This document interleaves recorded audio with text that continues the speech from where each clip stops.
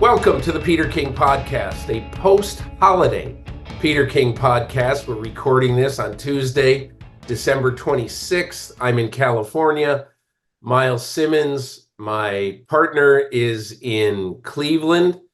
I'm with family, he's with family, and we have broken away as a major sacrifice to you, our podcast listeners, experiencers, watchers, just because we love you so much. And so we've got a good guest this week. We got T.J. Watt of the Pittsburgh Steelers. He'll be coming up a little bit later in the podcast to talk about his friend and teammate, Cam Heyward, and also how difficult it is to play defense these days in the offense-loving NFL. So our topics for this week. Segment one, we are going to go all in on the Ravens being the new Super Bowl favorites, and probably not by just a little bit, after their demolition of the 49ers on Monday night in Santa Clara. We're going to talk about how Lamar Jackson has, with 2 weeks to go, has muscled his way and perhaps even hijacked the most valuable player derby. And then later in the pod, we're going to talk about our team of the week, the Las Vegas Raiders. We're going to talk about how the biggest problem in Kansas City really is not Kadarius Toney.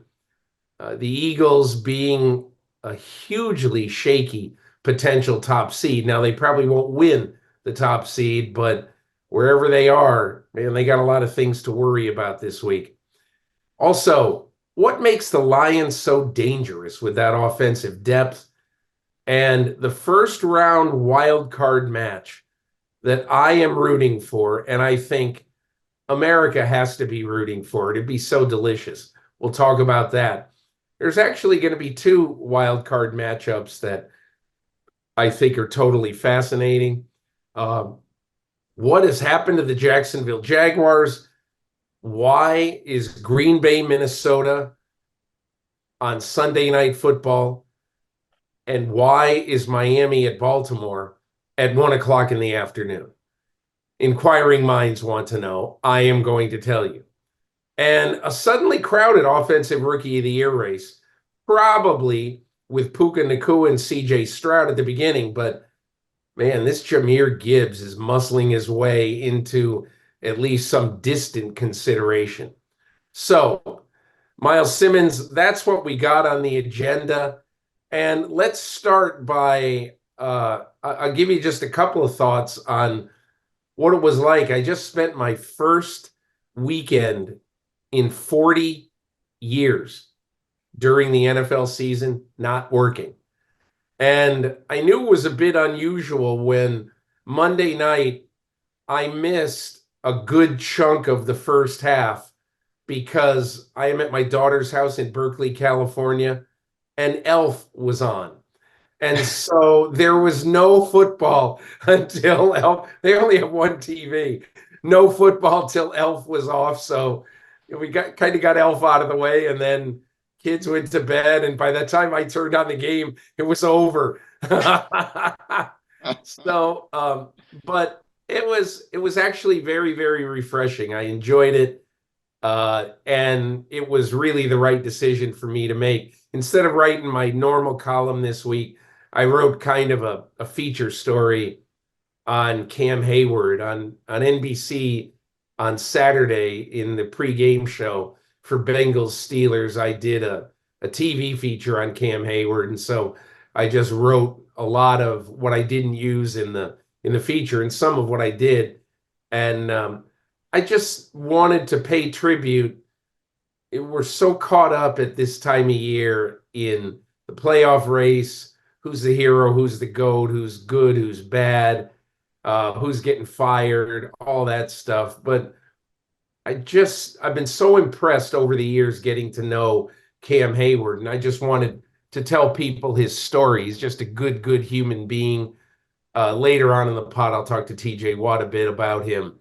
But overall, a very refreshing, fun, cool, few days in California with the family. Myles Simmons, let's hear your Christmas pleasantries.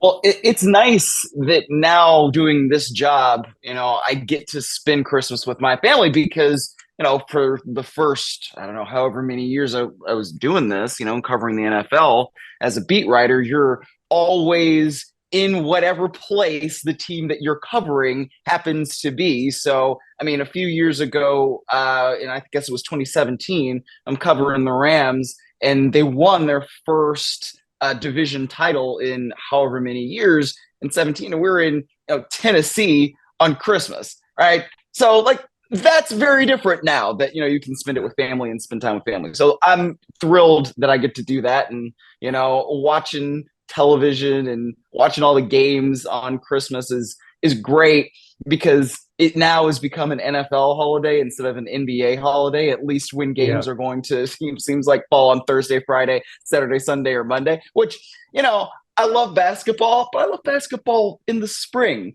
and then, toward the summer. Like, let's give me more football right now. So having 3 games on at Christmas, I loved it. Eating Christmas dinner, watching the games at the same time. That was fun for me. You know what? Hey, Myles, by the way, I used a note in my column the other day, last week, and I said, I wonder with Celtics Lakers on head to head with Giants Eagles, and even though Giants Eagles became a game in the second half, Yeah. that game stunk, and it just wasn't a good game, really. And I wonder if Celtics at Lakers put a dent at all into Giants Eagles. What's your gut feeling? I think the Giants Eagles probably still outdrew it by a lot because the NFL is king. And, and obviously we're on an NFL podcast, so it's kind of easy for me to say, but yeah, I don't know. I mean, the Lakers haven't been playing well since they won the in-season tournament. And, to my understanding, because I didn't watch that game, they didn't necessarily play very well yesterday either. So I don't know. We'll see what happens I with don't know. them. By the way, how about this? At this time of year, it's so strange in the NBA. I sometimes don't, I don't pay that much attention to the NBA, but I noticed this weekend that, the Celtics had the LA back to back Yeah. with Christmas Eve off, and they kind of creamed the Clippers and the Lakers Yeah. in both those games. So the pennant race in the NBA will be kind of fun this year. So anyway, hey, so I I was as I kind of caught up on the Monday night game, you know, I just want to start off by saying all credit to the Ravens. I think Mike Yeah. McDonald, the defensive coordinator of the Ravens, was absolutely perfectly dialed in to what San Francisco does well. And Yes. you noticed it, as I kind of rewound the game and caught up a bit. You noticed one thing about what they wanted to do early. Actually, two things. Number one, be overly physical. Yes. They really, it's like Patrick Queen said after the game, and kind of I think he was referring to this week's foe, the Miami Dolphins, too, that it's the old classic Mike Tyson, we're gonna hit you in the mouth and blah blah blah. And I think he came up with something, because how many free rushes did Mike McDonald plot against Brock Purdy? He had a lot Yeah. of them, and he forced Brock Purdy into making some throws that he didn't want to make. But the other thing, Myles, that I thought he did really well is early in the game, they said, we are not going to let Christian McCaffrey. And look, Christian McCaffrey had a nice game. Yeah. He was, he's one of the few guys on the Niners who had a nice game, but it wasn't an overwhelming game.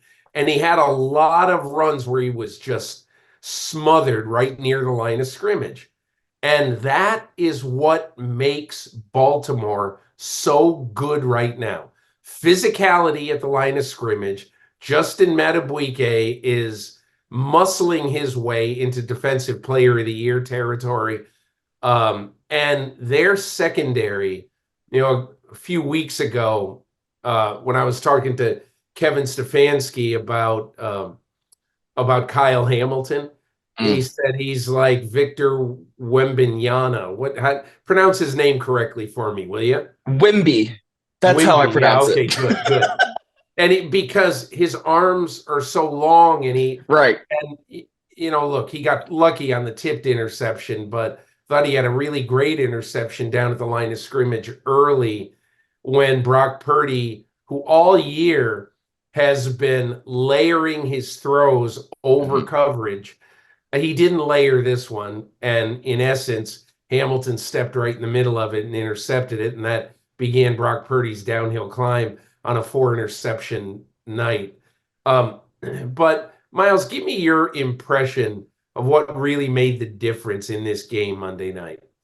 Well, I think Mike Macdonald's game plan was terrific. And, you can kind of tell some of those things, I think, when you see Brock Purdy double clutching. And you don't see Brock Purdy double clutch a lot, where he's looking back there and he just kind of grips it and rips it, right? Because a lot of times things are schemed open. And that's part of why, we praise Kyle Shanahan as much as we do, because he schemes things up very, very well. But I thought, especially early on in that game, there were points where Brock Purdy just did not have the open read that he usually has early on.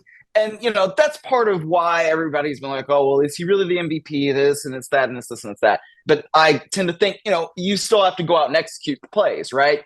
And the way Brock Purdy has played throughout the course of this year, you have not really seen him have to do these things where he double clutches and then also he starts making really, really bad decisions. It's just not really things that we've seen. So that's why I was really, really impressed with the way Mike Macdonald schemed things up, because I think if you don't have the scheme going for you as the Ravens did, then that thing probably turns out a lot differently, because the 49ers are also bullies, right? They're physical. They understand what it is that they want to do, and they want to get after you. And they just weren't really able to do that because of the way the defense was in the right spots and ready for all the things that the 49ers offense will present to them. I think two things really hurt the Niners in this particular game. Number one, I think Eric Armstead has had a very sneaky, strong year, playing on that defensive line and stopping a lot in the interior of that defensive line. I thought he was really missed Monday night. And I think the one other thing that really hurt them, and I mean, because I thought at halftime of this game, I really thought that Brock Purdy was going to be able to turn it around. Okay, so let me take you into the play that, in my opinion anyway, really ended up hurting Purdy and ended up putting just really a nail in their chances to win this. And that was his fourth interception, his last interception, where, in my opinion, when you are going to take a chance on a play like that, where you essentially are going to throw the ball across your body back into the teeth of a very strong defense. That was the Patrick Queen interception. And, essentially that ruined the game for the 49ers. And again, I don't think you should make this game a referendum on Brock Purdy. And I'll tell you why. Because there was one, basically ball that was either going to be his receivers or the DBs. Maybe his receivers should have fought for it a little bit more. And there was one that was a tip ball that these things happen. But the first interception by Kyle Hamilton, and then this interception by Patrick Queen, those were the quarterback's fault. You Yes. simply cannot do those. Your Yes. thought. I totally agree with you. I mean, sometimes things happen, right? And, you get tip balls and, defenses often say tips and overthrows. Those are the ones that we need. But I totally agree. The first and last interception, those are absolutely on Brock Purdy. And it's interesting because like we don't necessarily see those kinds of really terrible decisions from him most of the time. So that's where I was kind of like, wow, the defense is forcing him into making these poor decisions and making these bad reads. So, yeah, look, I don't think that Brock Purdy is all of a sudden terrible or anything like that. It's just, he had a bad game at one of the worst possible times, because it's against a really good team. And, if they won that game, then they would have a better inside track to securing that number one overall seed and perhaps getting a little bit more rest heading into the postseason. But also because, look, it's on the national stage, right? And everybody was watching that game last night. So I think a lot of opinions certainly are going to be made off of Brock Purdy playing and the way he played last night against the Ravens. But look, the Ravens defense will do that to most quarterbacks, right? This is one of the best defenses in the league for a reason. So I think a lot of what that game says, let me put it this way. I think that game says probably more about Baltimore and the way Baltimore could run away with the AFC if they continue to play at that level than it says about San Francisco and what San Francisco is and how they might navigate their way through the NFC, if that makes sense, Peter. I was probably at the beginning of the podcast a little bit tougher on Christian McCaffrey than I should have been. I think what I meant to emphasize is how physical Baltimore was with McCaffrey early. I mean, throughout the game, really. Mm-hmm. And really, McCaffrey, to his credit, did so many good things to make sure that he was able to make something after getting hit, getting yards after first contact. And, he showed that obviously on the drive that he owned, the best drive of the night for the 49ers, that resulted in the McCaffrey touchdown run. But I think overall, I'm not particularly bothered for the 49ers about Purdy. I think they'll figure it out. I think he'll figure it out. My thing about Purdy is that you better have a fairly clean pocket for him because he's not one of these guys like Lamar Jackson, who when you make the pocket dirty or muddy, that he's just going to run for 30 yards. I mean, not every time, obviously, but that's just not his game. And so that's why I think it's important that Shanahan begin with a real deep dive into the protection elements in this game and making sure that they can protect Purdy, entering the last 2 weeks of the season. Yeah, definitely. And look, I mean, you mentioned Lamar Jackson and, how things get muddied and he just takes off. I mean, that guy, the third down that he converted, it was just, I mean, it's unbelievable the way, and we've seen it time and time again, right? And he frustrated the Jaguars doing this a couple weeks ago. But the way that he's able to just navigate through things, weave his way, and then be faster than everybody so that he gets down the field and he gets first down. I mean, it's unbelievable the things that he's able to do. And I mean, it feels like we have a new front runner for MVP every single week. And I don't know what's going to happen in these next 2 games because, look, the Dolphins, I think, are capable of beating the Ravens. So we'll see if that happens. I don't know.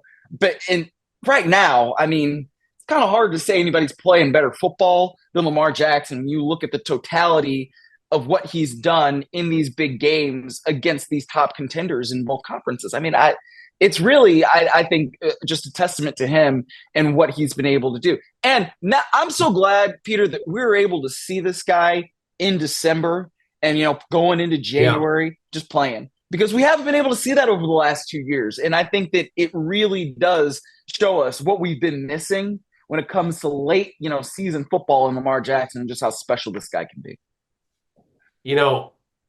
This is a classic case when you judge players right now, it's a classic case of you need to watch the games Right. before you, like, if you looked at the box score last night, Mhm. or, obviously Monday night, you say, hey, Lamar Jackson, what did he run for? 45 yards and threw for 250 or whatever. And you just say, okay, didn't turn it over, all that. But it's one of those things you have to watch the game. And Right. that's why, in my opinion, right now, when you look at the way the NFL is unfolding this year, Lamar Jackson right now is 15th in passing yards, and he is, I think, 7th in passer rating.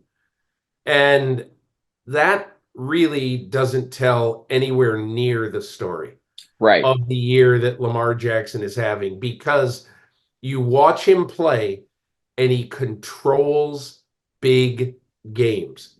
He Yes. Yes. controlled, That's a great he way of putting it. controlled, he controlled the game against the team that we all thought was the best team in football. Or, Mhm. I mean, I guess most of us Yeah. outside of the state of Maryland going into that game thought Yeah. that the 49ers were the best team. And so that is why, to me, I think sometimes who knows what happens in the next 2 weeks. But I know I've got an MVP vote, and you got to go 1 through 5 on the MVP. And this morning, if there are no more football games, Lamar Jackson would be number one on my list.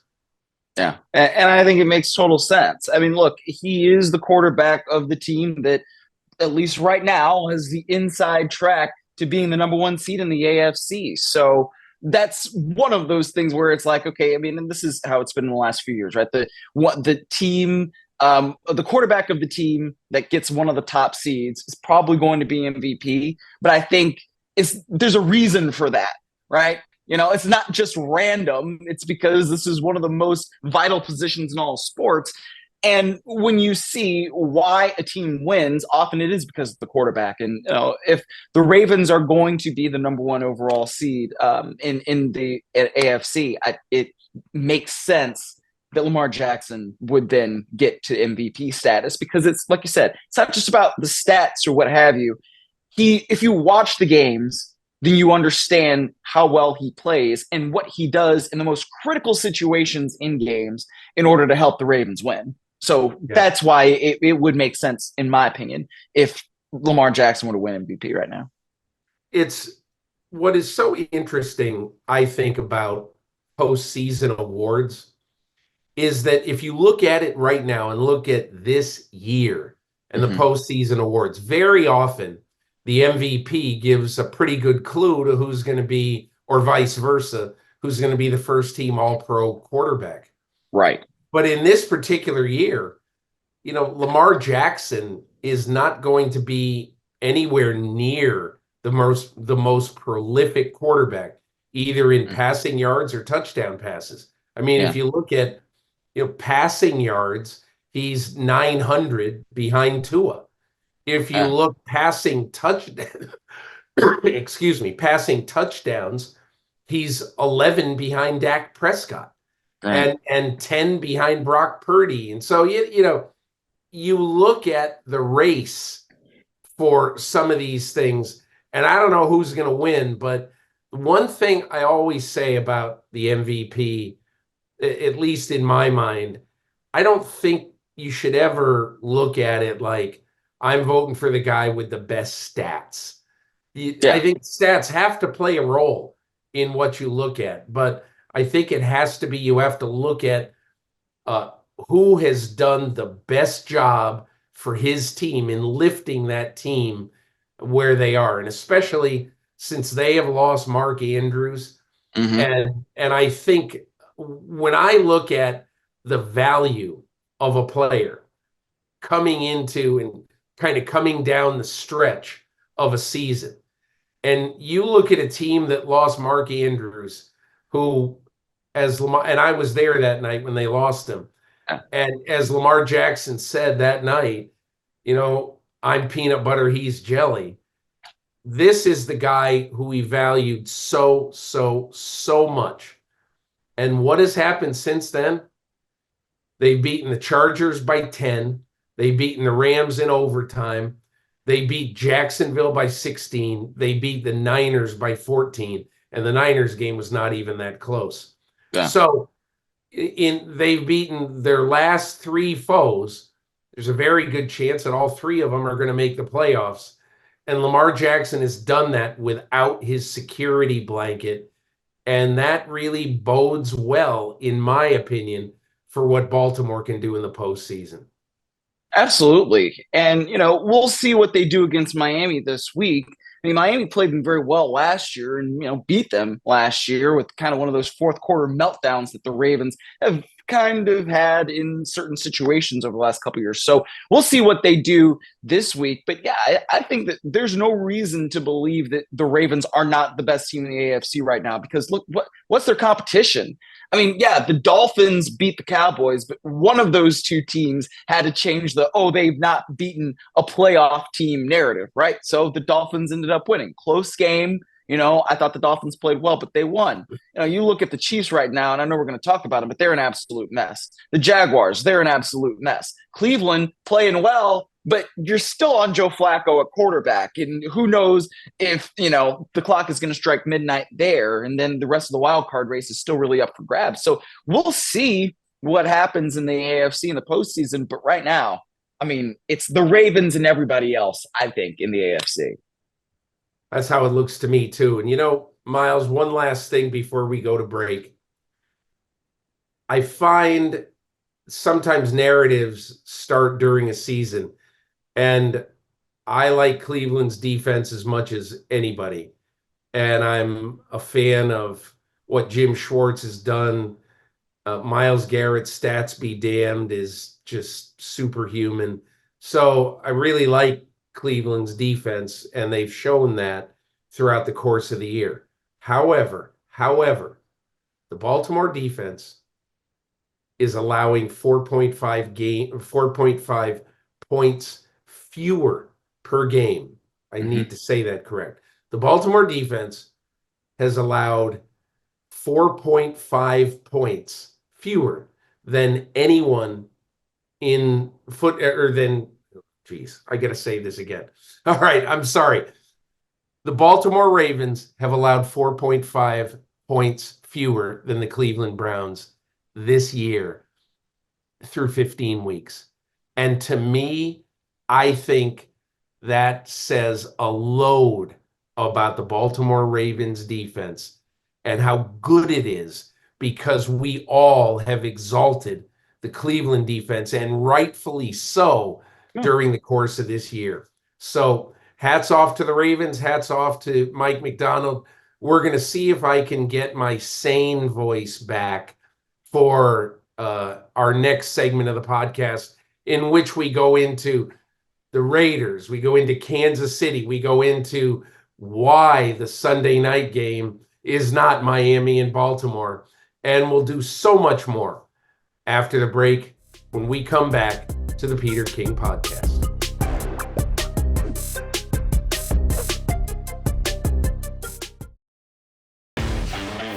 So back on the podcast, Myles, my team of the week this week in week 16 is the Las Vegas Raiders. A lot of times I feel like coaching changes are fairly cosmetic, but if you look at the two coaching changes for the Raiders, when a couple of years ago they go to Rich Bisaccia and he's Newt Rockne down the stretch of the season. And now they go into a new stretch of their season with a guy who's never been a head coach. And you look at it and you look at Antonio Pierce's impact on this team. And I'll just say this, watching the Raiders go into Kansas City, and this is a great stat by Jim Nantz during the latter portion of the game, when I think it was 20-7 or whatever it was. Jim Nantz said the last 8 times Kansas City has played the Raiders, Every one of those games, Kansas City scored at least 30 points. And here they were, even though they ended up scoring again, here they were late, midway through the second half, and they had 7. Might have been in the fourth quarter. But so that brings me to what I consider the biggest problem that Kansas City has right now. And look, I wrote in my column last week, Kansas City, that Patrick Mahomes, when he was playing quarterback, had 7 more dropped passes than any other quarterback when that quarterback was in the game in the NFL. And they added to it Travis Kelce. I've never seen him drop a pass that he's alone. It's right in his hands. It's not something that you see with the most reliable tight end in the game. But I think I understand the drop passes. I understand the mistakes. Here's my biggest problem right now with Kansas City.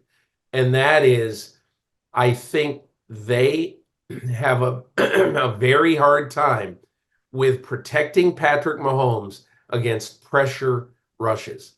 And it used to be Mahomes was great against blitzes.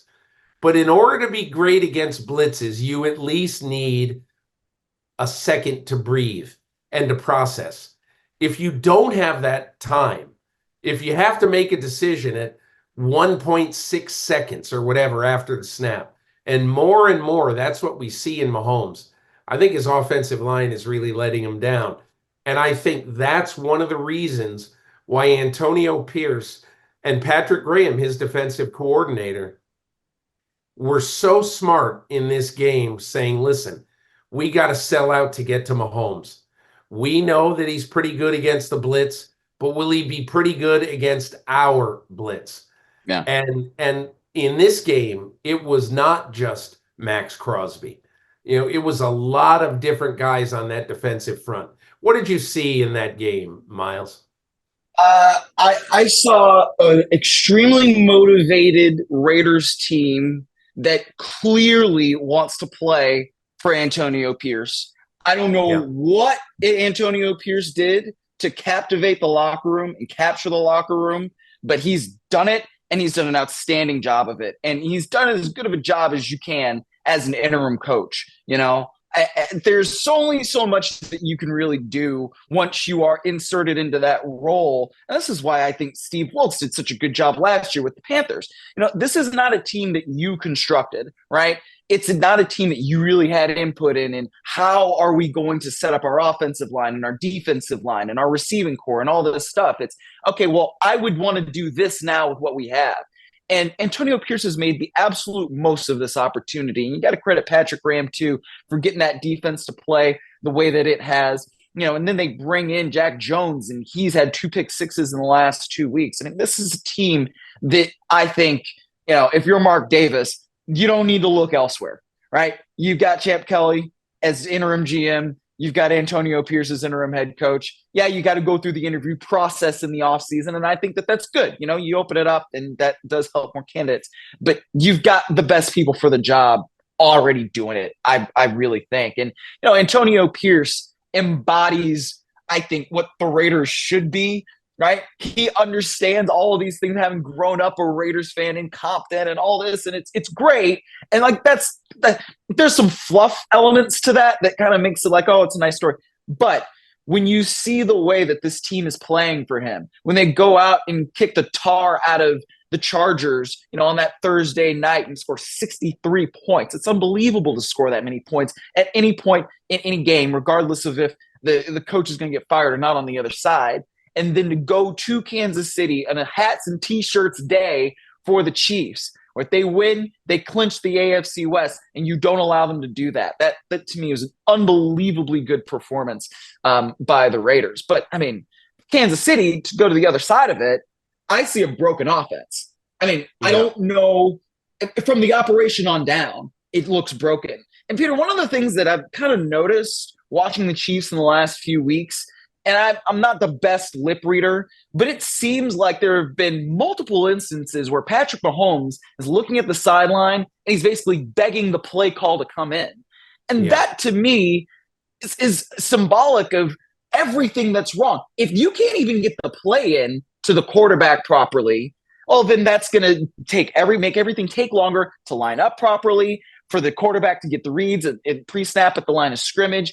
Everything is wrong right now with Kansas City's offense. It's not just the receivers. It's not just the offensive line. Mahomes starts pressing yesterday and starts trying to make plays that he should absolutely not make. The play that, it looked like initially it was an interception when he's going toward the right sideline there, and it ends up being overturned. Why is that ball not being thrown away several seconds before that? Well, Mahomes is starting to think he's got to do this superhuman stuff because the entire operation of the offense is broken.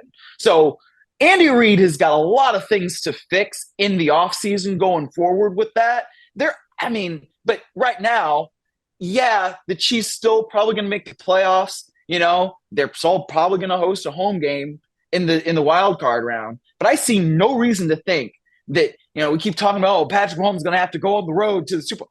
Are they going to win a playoff game? Not if they keep playing like this. Yeah, Miles, I've got to keep getting worse. Miles, I got a thought, and then we'll move on.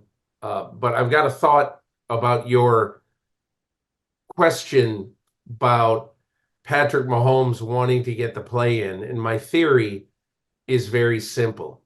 Andy Reid used to look at his play sheet, and he used to look at the downs and distances. They're all these play sheets, these monsters play sheets. Yeah. They are categorized into basically, second between 10 and 7, second and between 6 and 3 or whatever. So they're all categorized. Andy Reid used to be able to look at his play sheet and look at 4 or 5 plays in every segment of his play sheet, no matter what the down and distance were. He used to be able to look at every one of these plays coming up, and with 32 seconds left on the play clock, have an embarrassment of riches in his mind. Oh, we could run this, we could run that, we could run this. So he picks one, excuse me, and Mahomes has the play call by 20 seconds or maybe 22 seconds, says it in the huddle, they're at the line in plenty of time. But I think now Andy Reid looks, and he just doesn't have many plays that he likes. Because A, his quarterback doesn't have enough time. B, he can't trust the receivers to get separation. C, can't trust the receivers to catch the ball. It is a total, I don't want to say disaster, because anytime you got Mahomes and Reid, and so you ask me right now, what do I think Kansas City will do? I think they will shorten the number of plays that Andy Reid legitimately, he might not have a shorter play sheet, but he'll shorten the number of plays that he feels confident in using. Okay. And I think that when we look at exactly what is happening, I think you see something right now that you haven't seen, and that is that Kansas City is clearly, is clearly frustrated and can't find solutions to what used to be if they had a problem, they'd have 9 solutions.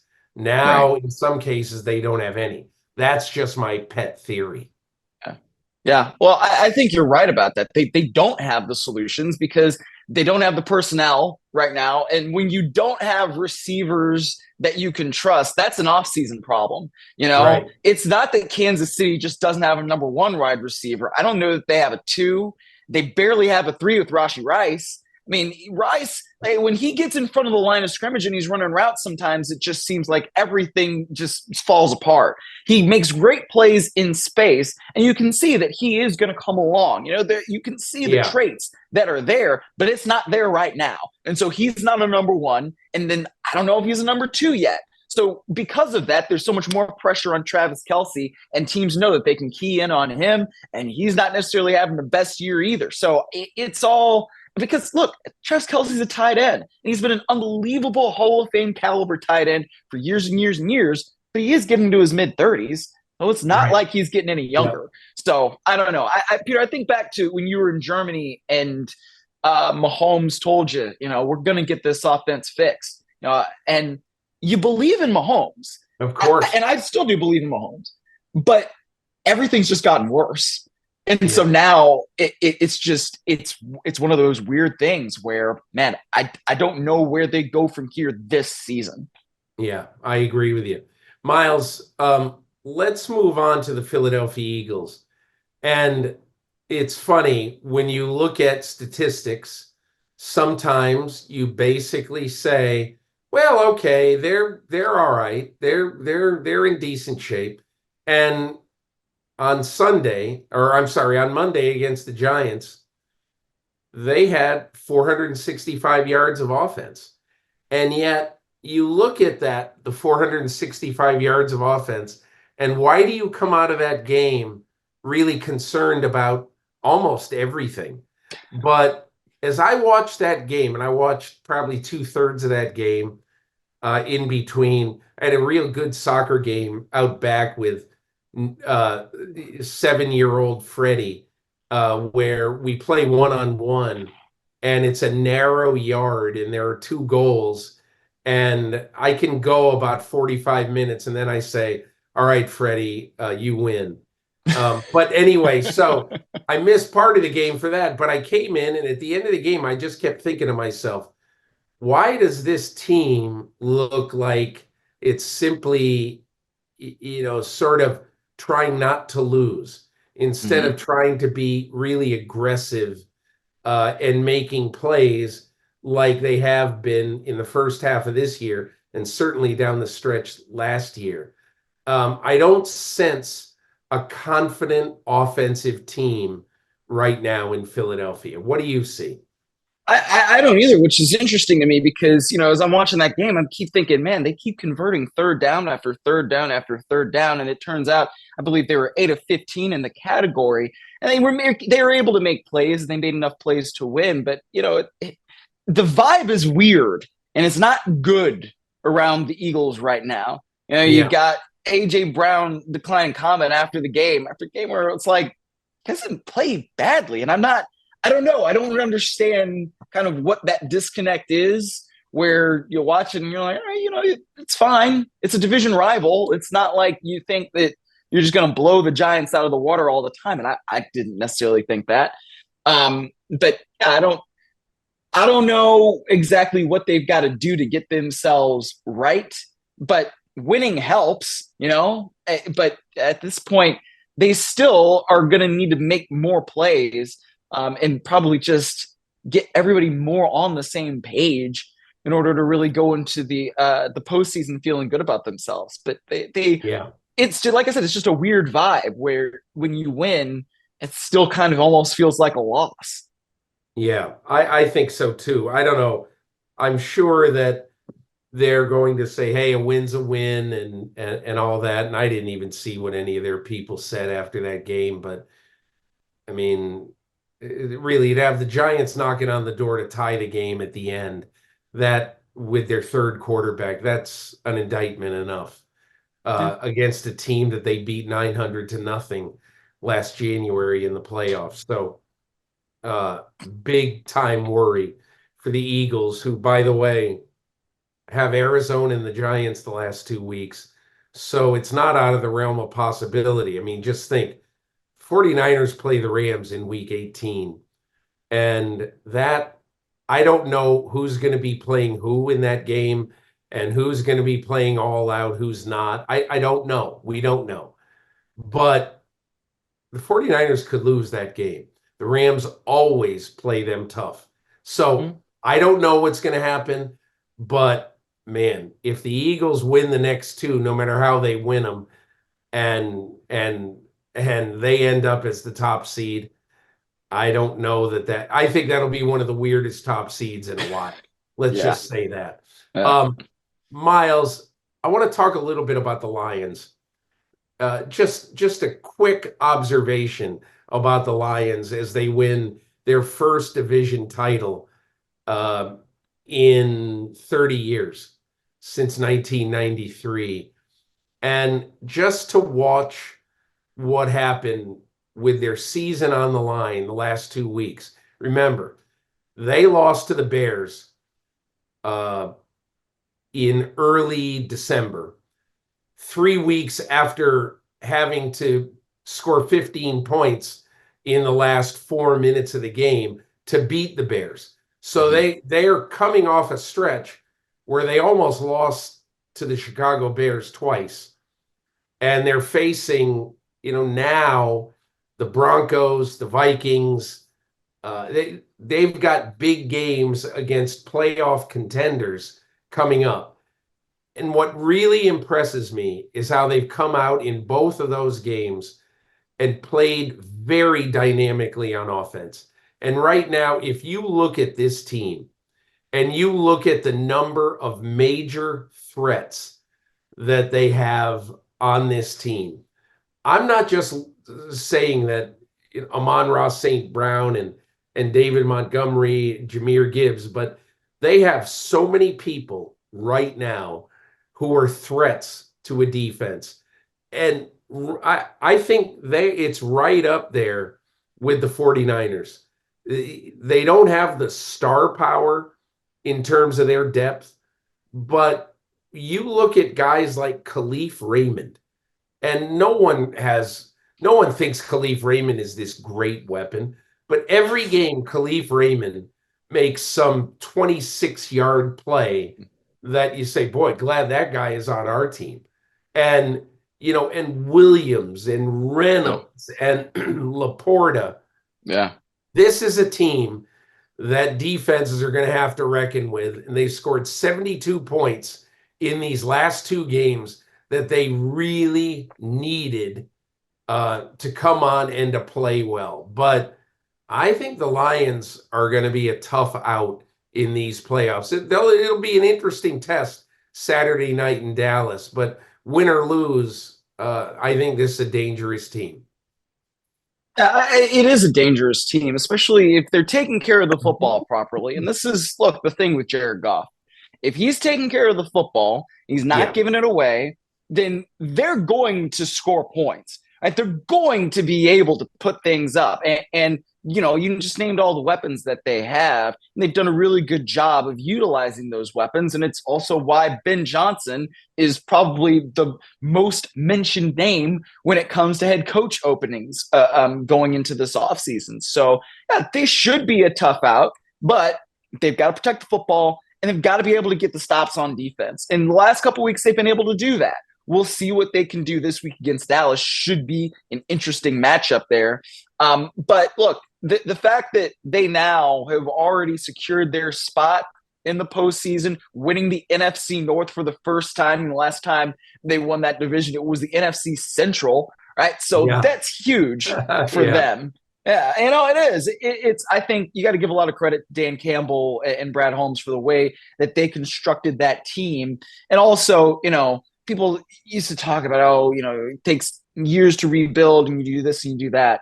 I think that what the Lions have done in these last 3 years is show, look, it doesn't always take that long to turn a team around, right? Yeah, that first year it was tough. They had some tough losses, but you started to see that they were buying in, that they were believing in what Campbell was preaching. Now, they finished the season very, very well last year, ended up going 9-8. And they don't make the postseason, but you could tell just how motivated they were when they played Green Bay in Week 18. And they didn't have a shot at getting in, but they sure as hell kept the Packers from making the playoffs. And now this year they started to put it all together. And so we'll see how far they go. But I think that this is a masterclass in turning a team around, from Brad Holmes and also Dan Campbell. Brad Holmes, at least as of today, would be my executive of the year. I think he has made so many good moves, so many positive moves with this team.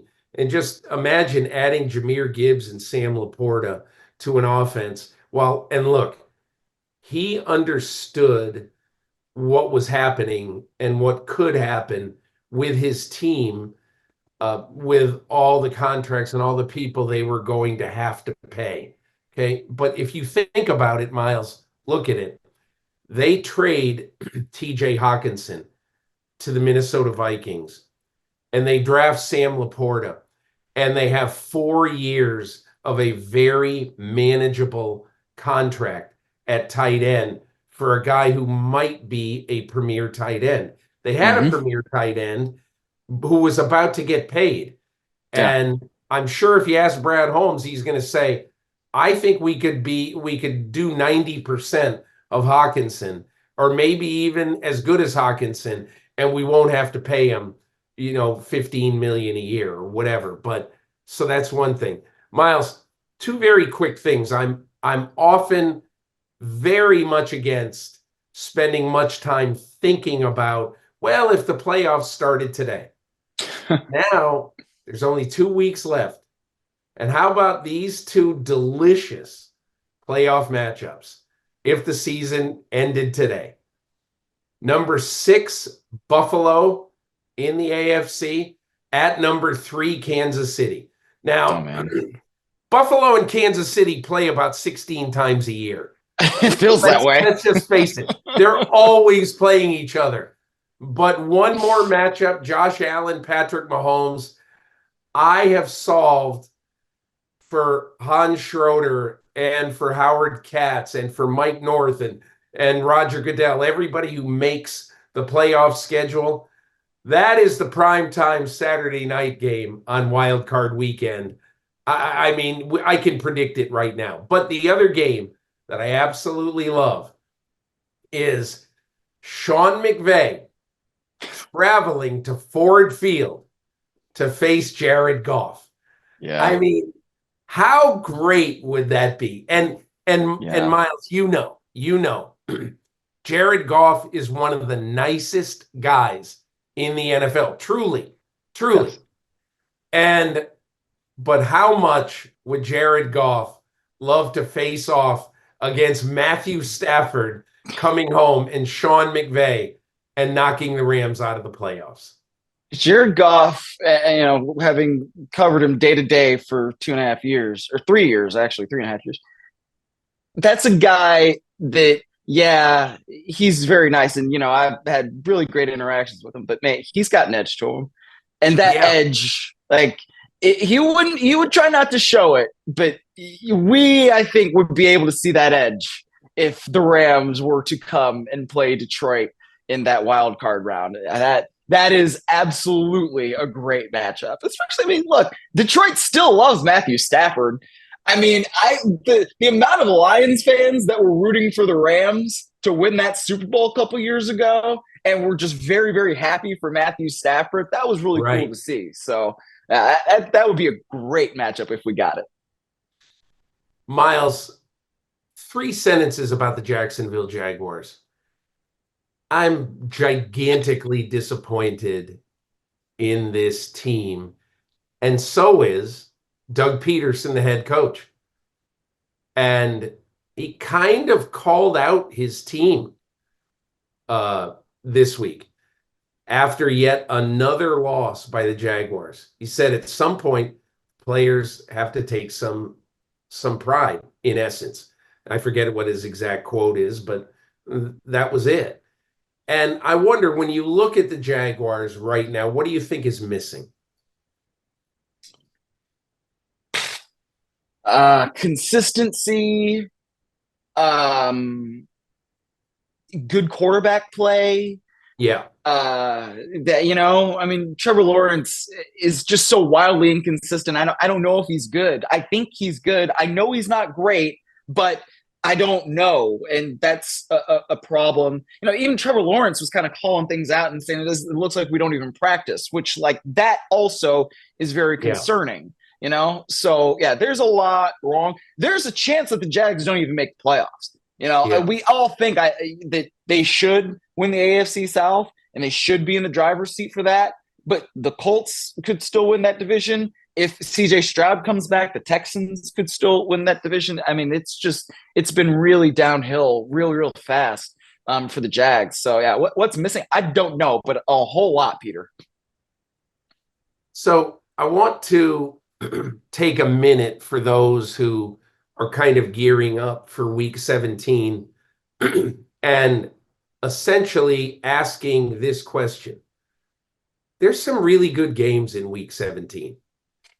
And one of them is Miami and Baltimore. and yet Miami and Baltimore is on at 1 o'clock in the afternoon. Yeah.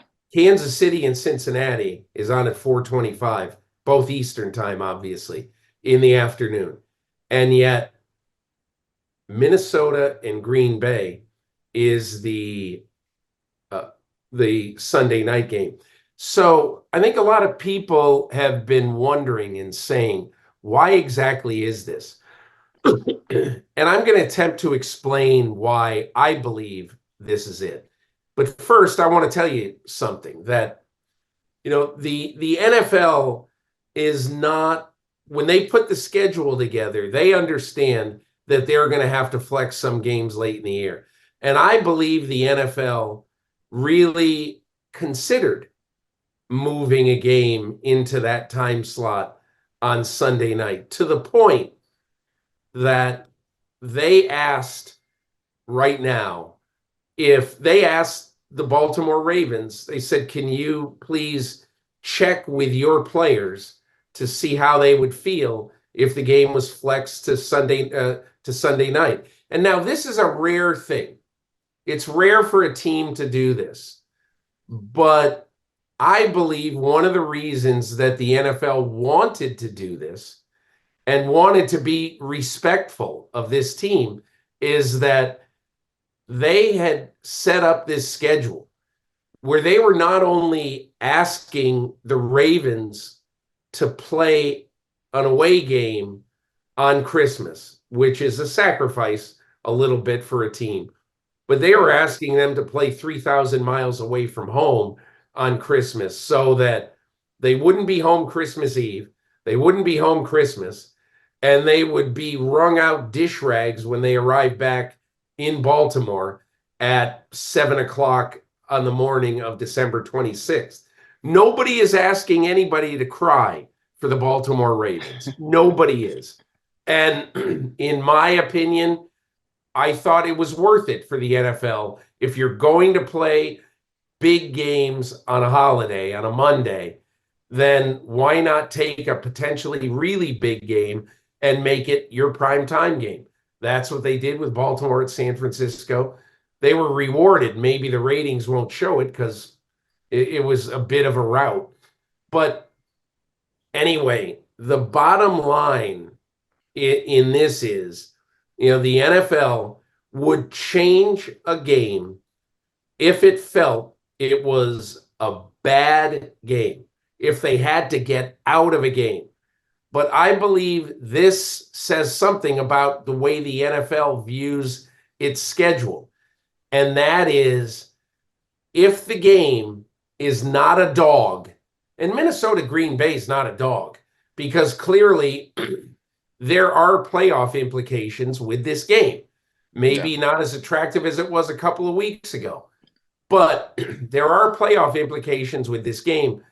And I believe the NFL said, we're not going to change it out of some respect to inconveniencing Baltimore, because Baltimore's players did not want to play a night game on New Year's Eve. They wanted to have the ability on New Year's Eve to be normal people.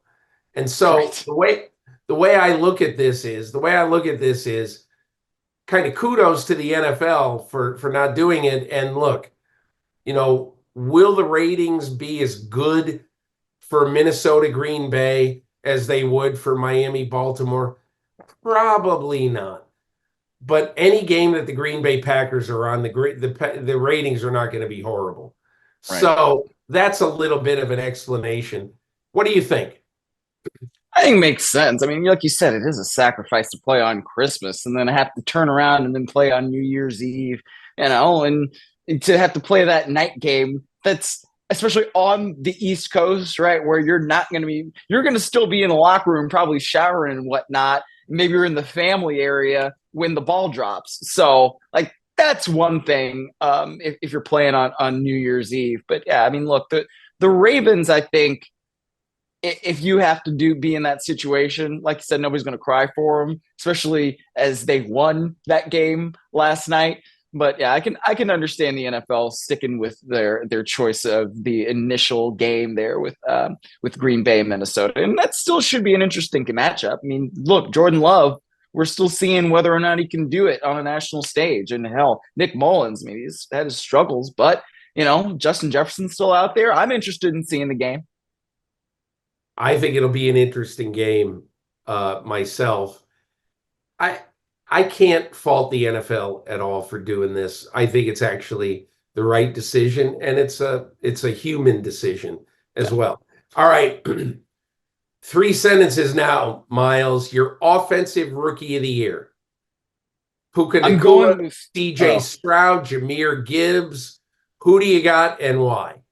I would also nominate Laporta, the tight end from Detroit. I think he's been great. But I would go with Puka Nacua because I think what he's done as a fifth-round pick to really be a leading receiver, not just for the Rams, but almost in the National Football League, is pretty unprecedented. And I think it says a lot about him and the Rams' ability to find him. We'll see what C.J. Stroud can do in these next couple weeks. But my money would be on Nacua because he's helping a team reach the playoffs. Yeah, this is going to be a tight race for me. Probably today I would pick Puka. He's 4 catches shy of 100. There's a good chance that he can end up with 105 catches and 1,500 yards. He's going to have an insane rookie year, one of the best rookie years that a receiver has ever had. But C.J. Stroud, if he plays normal C.J. Stroud football in the last 2 weeks of the season, is probably going to be top 3 in yards, even though he missed a couple of games. He has been a phenomenal quarterback in his rookie year. So I want to see how the last 2 weeks play out. But to me, right now, probably Puka narrowly, but Stroud still got a chance to do it. Myles, I want to get to T.J. Watt now. I know we've droned on quite a bit, but I wanted to talk to T.J. Watt originally for my story about Cam Heyward and Cam Heyward and his influence on the careers of so many players in Pittsburgh, including T.J. Watt. So let's hear from T.J. Watt right now about Cam Heyward and about his lot in life right now as a formidable pass rush threat in 2023 NFL circles. Happy to be joined this week by T.J. Watt of the Pittsburgh Steelers. And T.J., I've explained to you that I'm in the process of doing this kind of long story on Cam Heyward, both for television and for my column. And I also wanted to do something on it for the podcast so they can hear in your words, your voice, what Cam Heyward has meant to you in your career. And I wonder if you might be able to take me into what you knew about Cam Heyward when you got drafted. He was already a veteran player, obviously in Pittsburgh, sort of a cornerstone guy for the Steelers. When you first came in, what'd you learn about Cam? Man, it's crazy because he came out, I think it was the same draft class as J.J., and I was so kind of caught up in J.J.'s career and following the Texans that you kind of lose sight of all the other playmakers in the NFL. And especially at the defensive tackle position in a 3-4 scheme, it doesn't get a lot of the limelight. And I didn't truly understand how dominant Cam Heyward was until I came here and stepped in the building. And just to talk about his character and the guy that he is, I think he was probably the first guy to text me on draft night. So excited to have you part of our team. Can't wait to get you here in Pittsburgh and get to work. And as a guy that didn't know anybody on the team, has never really left the state to play football, and to have a guy reach out to me and extend that warm welcome probably was such a little thing in his mind, but was absolutely huge for me. And from the moment I walked in this building, there was no hazing. There was no, there's always tough times. We always give each other a lot of crap and are very sarcastic with each other, but it's like, he's like my professional brother, if that makes sense. Obviously, I have brothers that have played in the NFL, but it's different when you're around someone in the building each and every day who you have that camaraderie with, who you can joke around with, and you can also, at the end of the day, focus on the work and the task at hand. And at the end of the day, That's what we want to do. We want to win a Super Bowl. We want to be the best football players we can be. But at the same time, we're not going to take everything so serious where we can't just hang out. What's he like on the field? What's he like during games? You get a different, I mean, it all depends. I mean, there's blackout Cam where he gets crazy and he gets in this rage. And I mean, every training camp he gets in a fight. It's just, we all know, I mean, sometimes 2 or 3 fights, and you have to separate him, like, dude, just relax, and he'll go crazy. And you're like, it's just training camp. We'll pull the fight apart. We know you're the big dog. It's a big dog asserting his dominance. And, I've always respected him for that. But at the same time, I think as he's grown in this game and become more comfortable in his leadership role, he also has that side of him that you can see he's able to truly enjoy the moment and take it all in. And I respect and appreciate him for that, for showing me that. It's fine to bust chops and laugh on the sideline of a game day when things are going well. But at the same time, he also has that switch, like I was talking about earlier. Like, when it's time to work, it's time to work. But when we're in the meeting room in the middle of the season, sometimes you can have fun. I mean, we're together so much. It doesn't always have to be about business. And that's what I like about Cam. How do you think he's made you a better football player?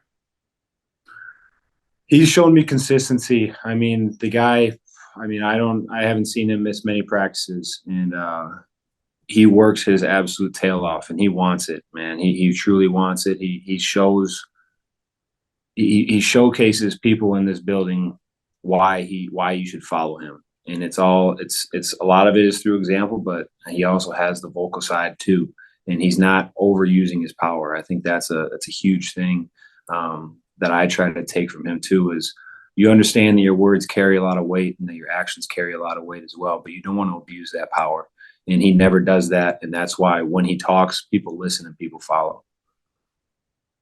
Can you talk just a little bit about sort of the example he sets off the field? I did a bunch of interviews in Pittsburgh, including with an executive from the Pittsburgh public school system. And she said she's worked for the public schools for 20 years. And in all of her time, she said, we have athletes do stuff all the time. No one has done as much hands-on stuff with Pittsburgh public school students as an athlete than Cam Heyward. What have you seen in him in that aspect of his life? Yeah, he has his foundation, Heyward House, and the awesome thing about him is that whenever he has an event, he always opens it up to the locker room. Please, guys, come out, show support. And he lets you know from a very young age how important it is to get yourself out in the community and show these people that we truly care about them, that we're not just people on TV. And he does that through his foundation. He always has us taking part. I think he just had his second year, I think it was, of his Cam Kindness Week, where it's 7 days he goes and does a different act of kindness to a different organization, whether it's Children's Hospital or through his, I think it's Craig's Closet, where he gives away clothing as well. And I think there's just so many special things and special people. I remember, I think it was my rookie year or my second year, he invited me to some like gala or some event that he was hosting. And as I'm there, I didn't realize how impactful this guy was in the community. But he's going around and just shaking hands and everybody. He's just talking to everybody. He's like, this guy runs this company, and we do this partnership through Craig's Closet. This company does this. They're part of Heyward House. I'm like, holy cow, this guy he truly knows everybody in the city. There's mutual respect. And it's something that I admire, and I wish that I had the capabilities and the abilities to have that business side, like where you can just have all those types of relationships to help out, make the biggest impact that he can possibly make. And that's what makes him so special. And I mean, the city absolutely loves him, and he deserves it. Imagine the role models that you've had in that aspect of this business. Your brother, J.J. Watt, who raised $8 jillion after the hurricane and the flooding in Houston. And then Cam Heyward, with his dad sort of on his mind all the time, Craig Ironhead Heyward. It's got to be good for you as a player and the other guys in your locker room to be able to see this. Yeah, exactly. And to understand that it's not easy for guys to do this. It really isn't. It cuts into your schedule. It takes into time with his own family, with his own kids. Like it's tough, but at the end of the day, he understands how important it is to give back. And that's from his upbringing, from people that he's been around here in Pittsburgh that have showed him the way. And I think it pays off. I think he'd do it all over again and do more as well. And I think that's continuing why you see him do the Cam's Kindness Weeks and continue to try to do more things in the community. And it rubs off. It really does. I went to one event with him my rookie year, and every year now I'm trying to go to more and more just because you see the impact that it has in the community. I'll tell you the most interesting thing, I think, after having spent a day or so with him, and that is that, so I think he is doing things that other athletes don't do. And I'm not trying to make this a contest, but there isn't anybody who says, there's a lot of kids, a lot of boys in high school in Pittsburgh who probably can't afford a nice suit. So I'm going to partner with Hager, and I'm going to go into 11 high schools in this city. And every boy in this high school who wants a suit, we are going to get them a suit. So if they have a job interview, they have a prom, they have something like that, they will have a suit. And he does it in honor of his father, because his father in high school, and even when he was a big player at Pitt, a running back at Pitt, he only had one suit, for like 6 or 7 years. And then the other thing he does that I think is so cool is the grief counseling. He's been there. He lost his father his junior year in high school.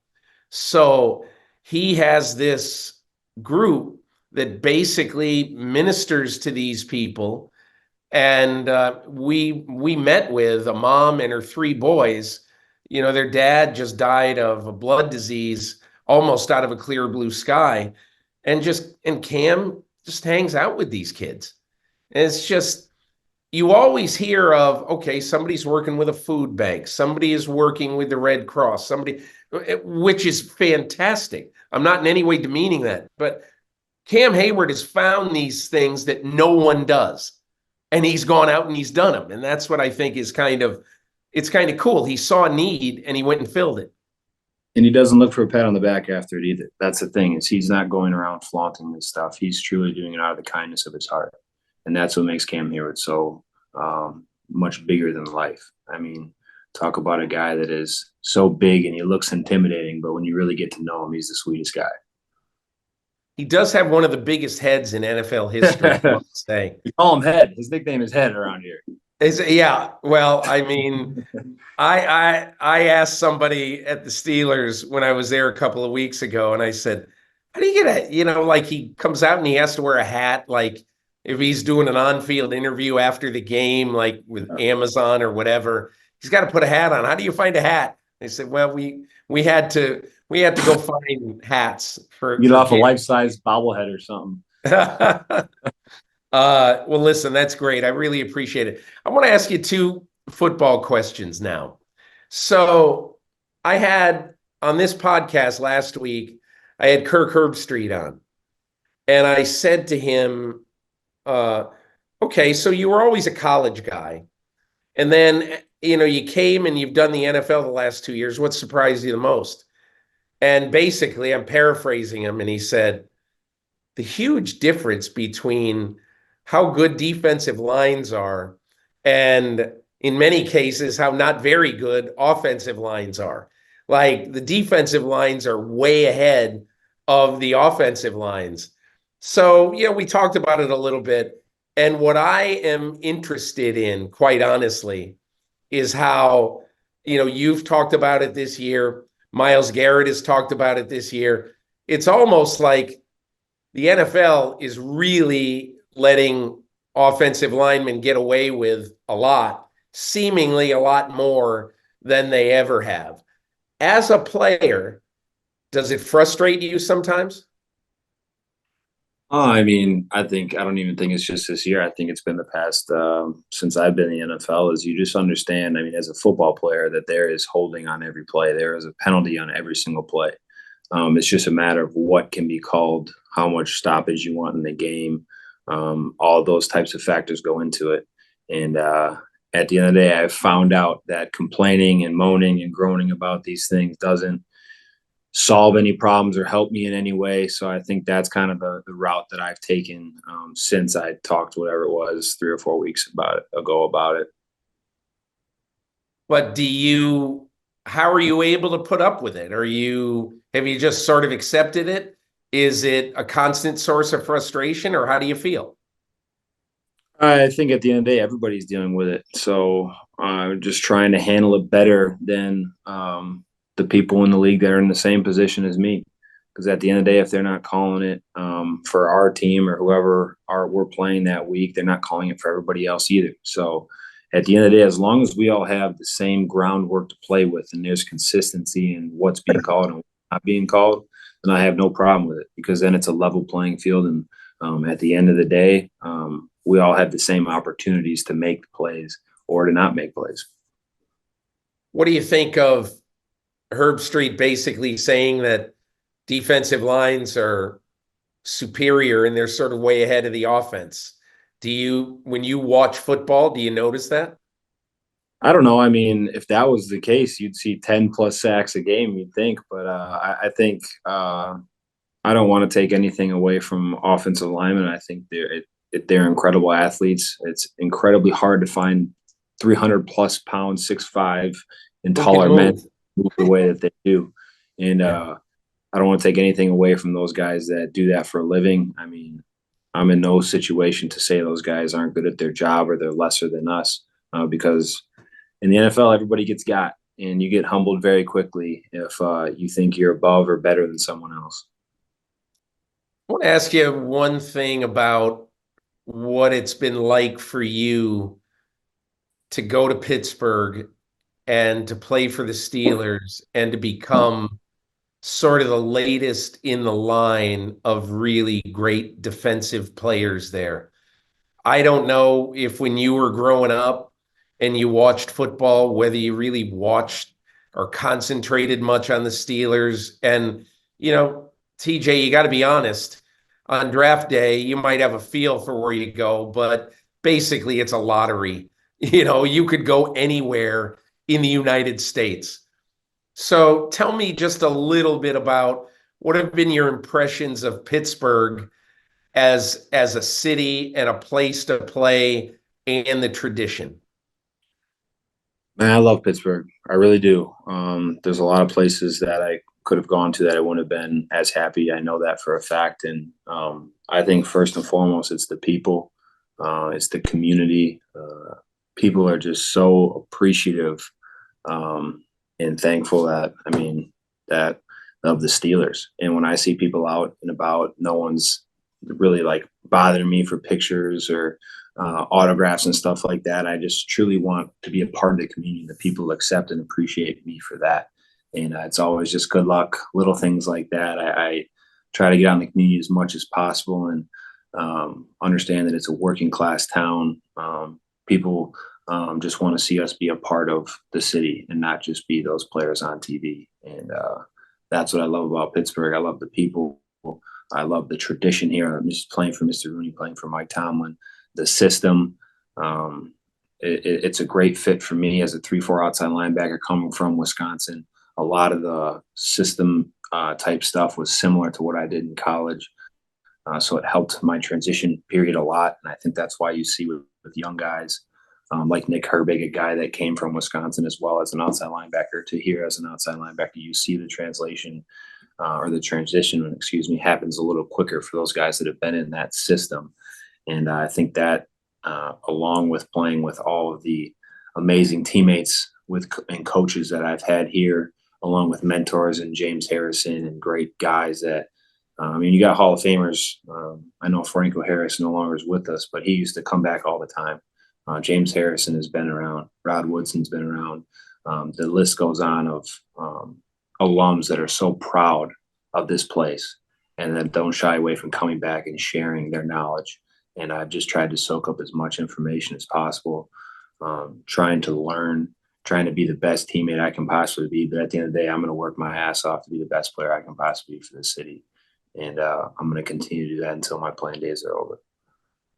I got to think that when you look at the history of this franchise, and every day, if you so chose, you can walk by and see all the Super Bowl trophies right in your building, right near where you are right now. And you can see all of the pictures of the greats, of Joe Green and Jack Lambert and Dwight White and L.C. Greenwood and James Harrison and all of these guys. And I got to think that for a defensive player to go to a place that made defense famous, that's how the Steelers, established their greatness.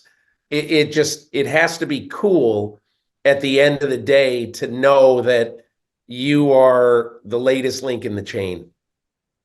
Yeah, but I mean, with high expectations, you have to work hard to keep that tradition alive. And those guys got to that point because they worked hard, because they won when it mattered. They did all the things right. And I understand that there's a high responsibility on my end to continue that tradition. And obviously, I don't see myself in the same category as those guys, because those guys, I mean, you mentioned those names, they're absolute legends in the game, and I'm still writing my story. And I just want to continue to put my head down to work. And I feel like there's so much that has to be done that at this point in my career, I'm just trying to continue to work and try to continue to bring as many people along with me as I can. T.J. Watt, listen, thanks so much for taking the time to talk about your teammate Cam Heyward and your life in Pittsburgh. I really, really appreciate it. Thank you. Take care. Always a pleasure. My thanks to T.J. Watt for his time and his eloquence about Cam Heyward and other things. And as always, my thanks to Myles Simmons, my partner here on the Peter King podcast. And Myles, down the stretch, there are a lot of really, really good stories. We'll follow them all. Next week will be a little bit more of a normal pod. We will both be back in our abodes. But I'm thinking very seriously of getting on the train Sunday morning and going down to Baltimore to see that game. Be a little crazy on New Year's Eve, but I do think it's going to be worth it. And look, this is a testing game for the Miami Dolphins. It's going to be a very, very physical game. And they do not have the reputation for being one of these punch you in the mouth teams. Yep. So it'll be a very, very interesting test for the Dolphins at Baltimore on Sunday. Oh, it certainly will. And I'm really looking forward to it. You hope Jalen Waddle can play, dealing with an ankle. So we'll see if he is. But look, as long as they got Tyreek Hill out there, and as long as Tua Tagovailoa can deliver him the ball with accuracy, that Dolphins offense is still going to be hard to stop. But look, as we saw on Monday night, the Baltimore defense, that's a tough group to deal with. So it should be a fun game. Myles Simmons, thanks so much. And thanks to everyone for listening, watching, experiencing this episode of the Peter King podcast. Everyone get ready. Have a very happy and safe and healthy new year. And we'll see you again in 2024.